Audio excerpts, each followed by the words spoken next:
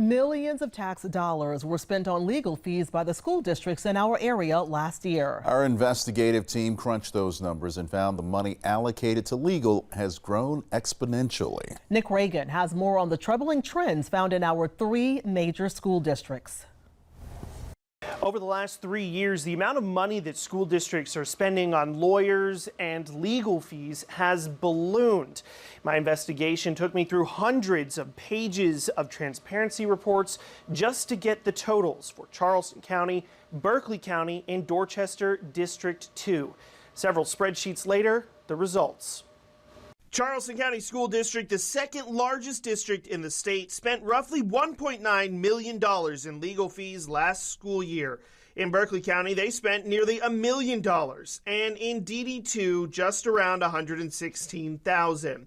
But while they spent the least, there's a troubling trend. The district has seen an 800% increase from 3 years ago to the current year. That's ridiculous. I don't know who they're fighting with to cause the legal fees.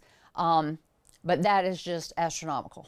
The district says the increase is partially attributed to a shift in how they recruit international teachers, taking over a program that was contracted out to a third-party vendor. In Berkeley, the legal fees have increased nearly 60% year to year. But BCSD's general counsel, Brandon Gaskins, says that they get some of that money reimbursed from their insurance. He also says one of the biggest reasons for the increase is the expansion of the district. We're definitely in a period of growth with the adoption of the penny sales tax in Berkeley County.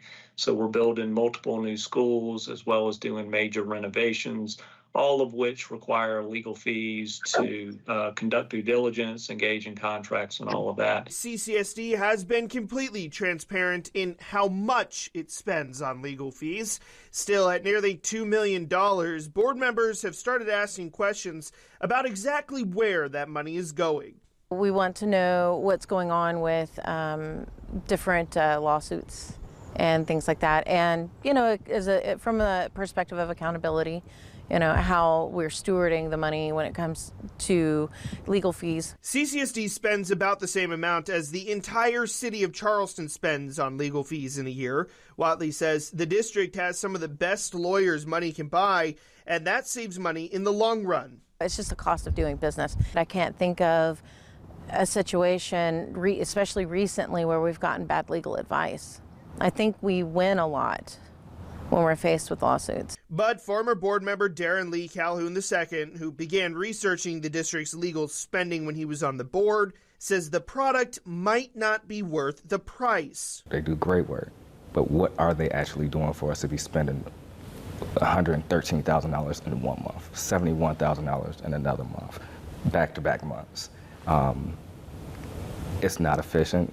What did you find when you looked at the fees in other districts? Nowhere near.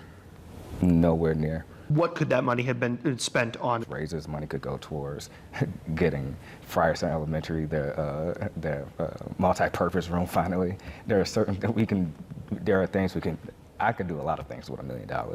But why do taxpayers have to shell out so much money for lawyers? Are we simply living in a more litigious society? Well, legal expert Constance Anastopoulos says it's not that simple. There are other things that school districts pay legal fees for. Employment issues, I would suggest, I don't know, but suggest that that's a big area, right? Hiring and firing of employees. Students with special needs. Students with special needs, they generally have to have lawyers on both sides. Contracts, right? You think of employment contracts, purchasing contracts. All of that requires a lawyer to ensure that whoever they're representing on one side or the other are protected. And I do think contracts have gotten more complicated, and that requires more lawyers to get involved. Indeed, CCSD officials tell me, and the data supports, it's not necessarily more frivolous lawsuits. In a statement, the district says, quote, while it's difficult to determine whether people are becoming more litigious, increased legal awareness and evolving regulations have contributed to a steady number of legal challenges in recent years. And by the way, if you're paying attention to tort reform at the State House right now, you might be forgiven for thinking a legislative tweak could help bring down the costs for the districts. But Anastopoulos says it won't have any impact on school districts or tax dollars in general. Every state and the federal government have what's called tort claim immunity. And what that means is that there is a cap on damages when a state actor or state entity is sued, and that cap is $300,000. And the idea is not to bankrupt a city or a town or the state of South Carolina with the massive verdict. Now, there is some good news for Charleston County. Both the district and the transparency reports seem to show that if everything continues the way it is, they will come in under last year's record of nearly $2 million spent on legal fees. For Live 5 Investigates, I'm Nick Reagan.